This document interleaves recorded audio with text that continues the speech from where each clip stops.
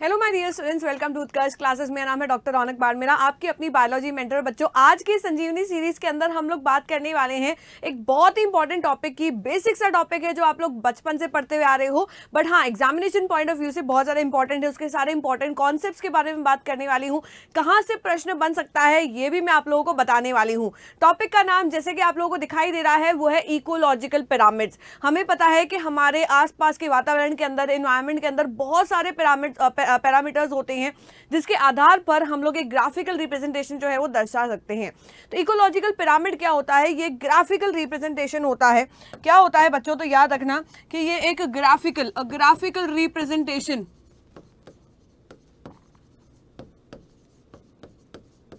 किसका graphical representation होता है? तो हम बोलेंगे अलग अलग इकोलॉजिकल पैरामीटर्स का, जैसे एनर्जी हो गई, बायोमास हो गया, नंबर हो गया। तो उनके आधार पर हम अलग अलग ट्रॉफिक लेवल्स का ग्राफिकल रिप्रेजेंटेशन दर्शा सकते हैं। तो it is a graphical representation of ecological parameters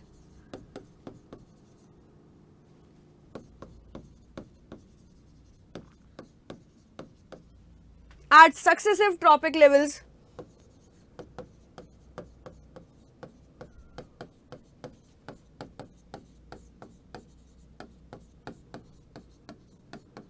clear बच्चों? अगर मैं यहां पर बात करूं इकोलॉजिकल पिरामिड्स की, तो तीन अलग अलग इकोलॉजिकल पिरामिड्स जो होते हैं वो दर्शाए जा सकते हैं। पर याद रखना बच्चों कि जब भी हम ये पिरामिड बनाने जाते हैं, सबसे इंपॉर्टेंट बात, सबसे बेसिक बात ये है कि इस पिरामिड का जो बेस होता है, वो हमेशा ही फर्स्ट ट्रॉपिक लेवल दर्शाता है, यानी कि प्रोड्यूसर को दर्शाता है। तो ये क्या हो जाता है? ये फर्स्ट ट्रॉपिक लेवल हो जाता है इकोसिस्टम का। और इसके बाद में आ जाते हैं प्राइमरी कंज्यूमर, इसके बाद में आ जाते हैं सेकेंडरी कंज्यूमर, टर्शियरी कंज्यूमर, और जो यहाँ पर अपेक्स पर होता है वो बच्चों हमेशा ही टॉप कार्निवोर होता है। तो यहाँ पर प्रोड्यूसर के बाद में आ जाते हैं प्राइमरी कंज्यूमर, उसके बाद में सेकेंडरी कंज्यूमर, और सबसे ऊपर अपेक्स पर आते हैं टॉप कार्निवोर या फिर टर्शरी कंज्यूमर। क्वार्टरनरी भी हो सकते हैं, डिपेंडिंग अपॉन कि कितने ट्रॉफिक लेवल्स उस फूड चेन के अंदर होते हैं।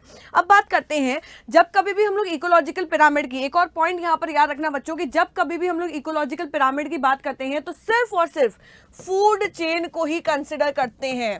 Food chain is only considered, food web को यहां पर कंसिडर नहीं किया जाता है।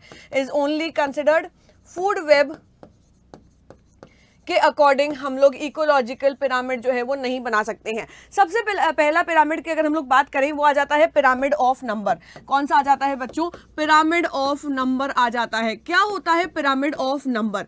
इस पिरामिड के द्वारा हम लोग ये दर्शा सकते हैं कि अलग अलग ट्रॉफिक लेवल पर रिलेटिव नंबर कितना है उस ऑर्गेनिज्म का। तो ये दर्शाते हुए हम ये पिरामिड जो है वो बनाते हैं। सबसे पहले हम लोग बात करने वाले हैं ग्रासलैंड इकोसिस्टम की। किसकी बात करेंगे बच्चों? पहला इकोसिस्टम जिसके बारे में हम लोग बात करने वाले हैं वो आ जाता है ग्रासलैंड इकोसिस्टम।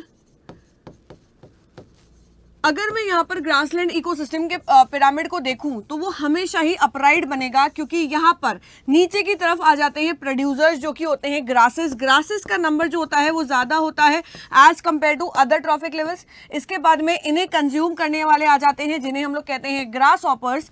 ग्रासेस को खाने वाले होते हैं ग्रास हॉपर्स, और यहाँ पर ग्रास हॉपर को खाने वाला होता है फ्रॉग को खाने वाला होता है स्नेक, और स्नेक को खाने वाला होता है हॉक।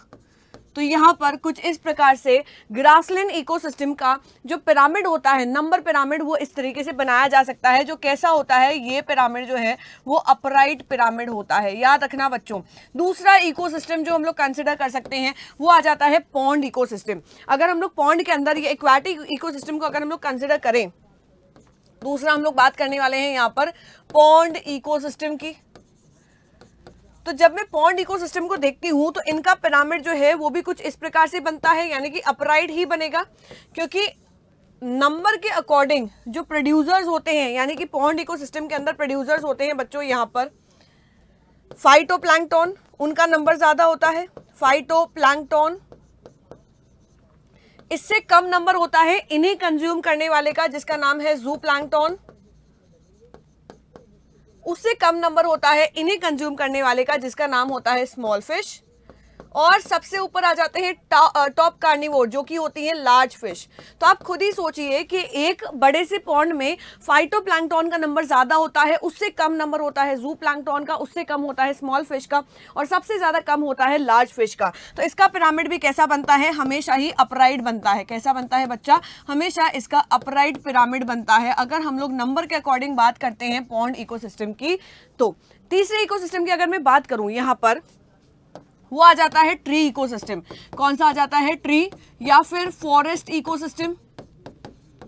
अब यहां पर देखना बच्चों, थोड़ा सा मामला जो है वो गड़बड़ है, मामला थोड़ा सा गड़बड़ है बच्चों, क्योंकि इसके अंदर जो ट्रॉफिक लेवल होते हैं वो कौन से होते हैं कि भैया एक बड़ा सा पेड़ है, इस पेड़ के ऊपर पाए जाने वाले फ्रूट्स को खाने वाली बर्ड्स होती हैं, यानी कि इनको कौन खाती है, फ्रूट ईटिंग बर्ड्स जो हैं वो ट्री के ऊपर पाए जाने वाले फ्रूट्स को खाती हैं। और फिर इन्हें कौन खाता है, तो इन्हें कौन खाएगा बच्चों, एक बड़ा सा पक्षी खाता है, या फिर मैं कह दूं कि एक बड़ा सा एनिमल जो है वो थर्ड ट्रॉपिक लेवल पर इन्हें कंज्यूम करता है। मान लीजिए कि वो बैक्टीरिया है। अगर हम लोग यहाँ पर पैरासाइटिक की बात करते हैं तो यहाँ पर इन बर्ड्स को कंज्यूम करने वाला कौन सा होता है, बैक्टीरिया होता है। अगर मैं इनके पिरामिड को देखूं तो इनका पिरामिड कैसे बनेगा, यहाँ पर नीचे की तरफ आ जाता है ट्री।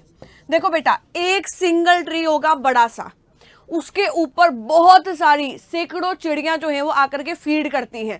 तो ट्री से भी ज्यादा नंबर किसका हो जाता है बेटा, ट्री से भी ज्यादा नंबर हो जाता है बर्ड्स का। और बर्ड्स को खाने वाले सबसे ज्यादा कौन हो जाते हैं, यहाँ पर बैक्टीरिया आ जाते हैं। तो अगर मैं पैरासिटिक इकोसिस्टम की बात करूं ट्री वाले, तो इसका जो पिरामिड होता है वो कैसा बनेगा बेटा, इसका पिरामिड जो है वो इन्वर्टेड पिरामिड बनता है। कैसा बनता है, इन्वर्टेड पिरामिड बनता है। अगर मैं यहाँ पर बात करूं प्रीडेटर की, ठीक है, ये तो बात हो गई पैरासिटिक की। अगर मैं प्रीडेटर की बात करती हूं तो उसके अंदर आ जाता है यहाँ पर एक बड़ा सा पेड़ को खाने वाली बर्ड्स, फ्रूट ईटिंग बर्ड्स, और उसके बाद में बर्ड्स को खाने वाला आ जाता है हॉक। तो इसके अंदर पिरामिड कैसा बनता है, ये ध्यान देना, एक विशाल पेड़, इसको खाने वाली बहुत सारी चिड़ियां, यानी कि यहाँ पर आ जाती हैं बर्ड्स, और जो हॉक होती हैं उनका नंबर कम होता है एज कंपेयर टू बर्ड्स। तो यहाँ पर जो ये वाला जो है बेटा इकोसिस्टम, यानी कि ये प्रेडेटरी इकोसिस्टम जो होता है ट्री वाला, इसके अंदर पिरामिड जो बनेगा वो कैसा बनता है, ये कौन सा शेप हो गया, तो इसे हम लोग कहेंगे ये फ्यूजीफॉर्म शेप होता है, या फिर इसे स्पिंडल शेप कहा जाता है। क्या कहा जाता है बच्चों, स्पिंडल शेप पिरामिड यहाँ पर बनता है। क्लियर बेटा, यहाँ पर क्लियर। तो यहाँ पर हमने बात की पहले प्रकार की पिरामिड की, यानी कि pyramid of number. Pyramid of number clear हो गया। अब हम लोग बात करते हैं यहाँ पर पिरामिड ऑफ बायोमास की। जब कभी भी हम लोग बायोमास की बात करते हैं तो उसके अंदर लिविंग मैटर जो है वो कंसिडर किया जाता है। तो यहाँ पर नेक्स्ट जो हम लोग बात करने वाले हैं वो है pyramid of biomass. Pyramid of biomass के अंदर क्या कंसिडर किया जाता है बच्चों, लिविंग मैटर कंसिडर किया जाता है। और लिविंग मैटर के मापने का जो सही तरीका होता है वो होता है इसका ड्राई वेट। हम लोग बायोमास को वेट वेट के अकॉर्डिंग भी नाप सकते हैं, पर ज्यादा अप्रोप्रिएट कौन सा होता है, तो हम बोलेंगे यहाँ पर ड्राई वेट जो होता है वो ज्यादा अप्रोप्रिएट होता है जब हम लोग बायोमास की बात करते हैं।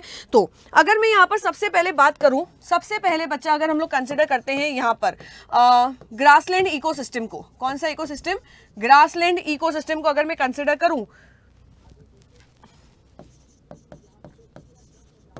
तो इसका जो पिरामिड है वो कैसा बनता है बेटा, वो अपराइट बनता है। क्योंकि ग्रासेस का जो बायोमास होता है वो बहुत ज्यादा होता है, उससे कम उसको कंज्यूम करने वाले का, यानी कि ग्रास हॉपर का बायोमास होता है उससे कम होता है उसे कंज्यूम करने वाले का, उससे भी कम होता है उसे कंज्यूम करने वाले का। तो मैं ये कह सकती हूँ कि यहाँ पर जो पिरामिड में बना रही हूं इसमें सबसे नीचे की तरफ आ जाते हैं producers,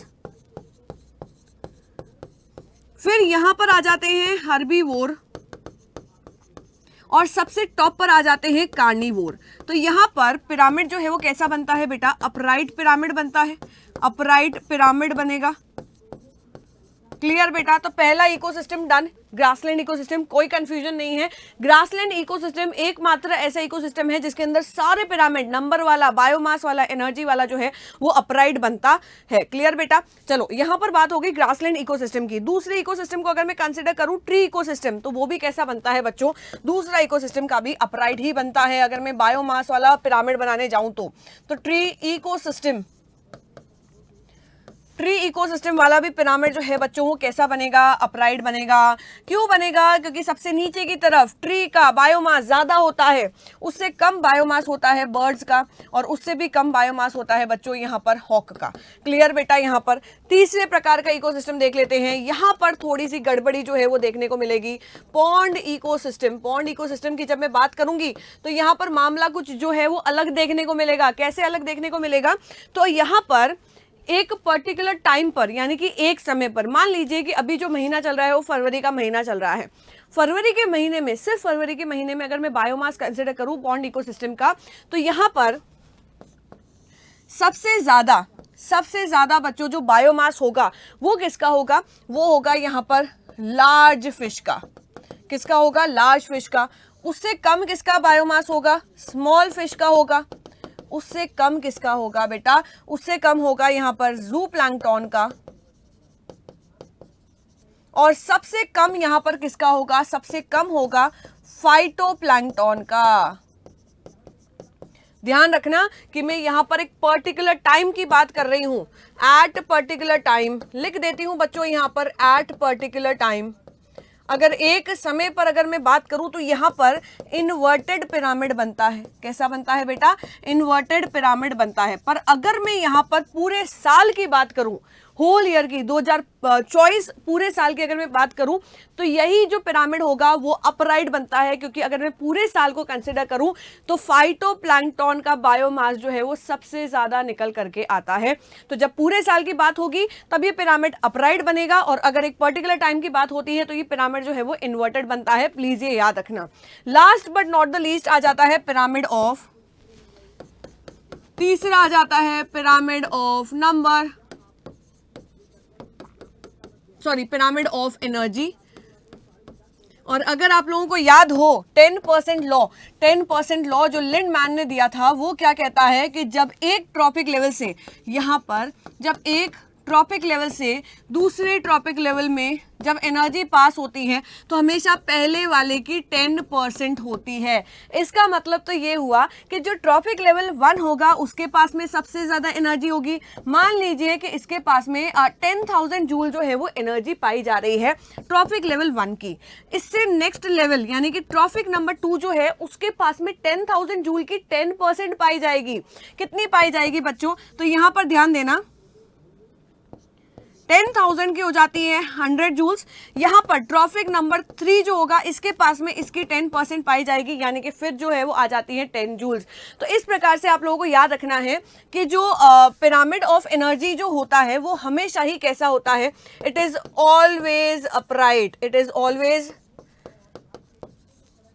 upright for all ecosystem. कोई भी इकोसिस्टम हो बच्चों, यहां पर हमेशा याद रखना कि पिरामिड ऑफ एनर्जी जो होता है, चाहे वो ग्रासलैंड इकोसिस्टम हो, चाहे वो यहां पर ट्री इकोसिस्टम हो, चाहे फॉरेस्ट इकोसिस्टम हो, चाहे पॉन्ड इकोसिस्टम हो, चाहे एक्वाटिक इकोसिस्टम हो, कोई भी इकोसिस्टम हो, जो पिरामिड ऑफ एनर्जी होता है वो हमेशा ही अपराइट होता है। तो ये सारे इंपॉर्टेंट पॉइंट्स थे जो आप लोगों के एग्जामिनेशन पॉइंट ऑफ व्यू से बहुत ज्यादा इंपॉर्टेंट है। आई होप सो कि कॉन्सेप्ट जो है वो आप लोगों को बिल्कुल क्लियर हो गया। प्लीज मेंशन करना कमेंट के अंदर कि आप लोगों को ये सेशन कैसा लगा।